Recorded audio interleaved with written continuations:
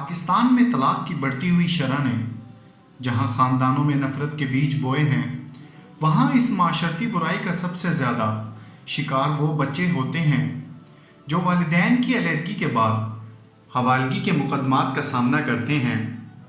تفصیلات کے مطابق صرف پنجاب میں پچھلے 5 سالوں میں 4,78,130 طلاق و خلا کے کیس درج ہوئے۔ والدین میں علیحدگی کے بعد اگلا مرحلہ صاحب اولاد جوڑوں کو جو پیش آتا ہے وہ بچوں کی حوالگی کا ہے کہ بچے ماں باپ میں سے کس کے ساتھ رہیں گے۔ بچے جو والدین کی تفریق کی اذیت اور اس سے قبل والدین کی ایک دوسرے کے ساتھ تناؤ کی کیفیت میں نفسیاتی طور پر متاثر ہو چکے ہوتے ہیں، ان معصوم جانوں پر ایک اور امتحان پڑتا ہے جس سے ان کی شخصیت بری طرح متاثر ہوتی ہے۔ 4 لاکھ سے زائد بچوں کی حوالگی کے کیسز میں گارڈین کورٹ سے رجوع کیا گیا۔ 2012 میں کل 38,277 حوالگی کے کیس درج ہوئے۔ 2013 میں یہ تعداد بڑھ کر 66,033 ہو گئی۔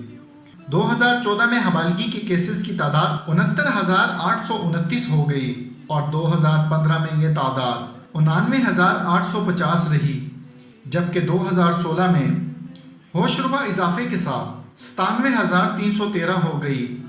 گارڈین کورٹ میں بچوں کو اپنی والدہ یا والد کے ساتھ ایک ماہ میں 2 گھنٹوں کے لیے ملوایا جاتا ہے۔ اکثر کیسز میں بچوں کی حوالگی والدہ کو کی جاتی ہے جو ایک ایسے آدمی کی اولاد کو لے کر مائکے جاتی ہے جہاں کے لوگ ان کے بچوں سے نفرت کرتے ہیں۔ یہ ماحول بچوں کو ہر وقت تناؤ میں رکھتا ہے اور وہ ڈپریشن کا شکار ہو جاتے ہیں۔ اس کے علاوہ کیا کبھی آپ نے سوچا کہ جب یہ بچے عدالتوں میں جاتے ہوں گے تو ان کے معصوم اذہان پر کیا منفی اثرات پڑتے ہوں گے؟ وہاں ہتھ کڑی لگے مجرموں سے ان کا آمنا سامنا ہوتا ہے۔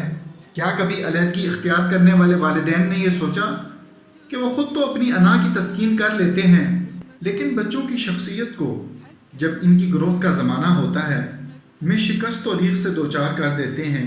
کیا ان معصوم بچوں کی کوئی حقوق نہیں؟ کیا بچپن میں جو کھیل کود ہنسی خوشی کا قدرتی زمانہ ہے اس میں ان بچوں کو غمگین، افسردہ اور تقسیم کر دیا جاتا ہے؟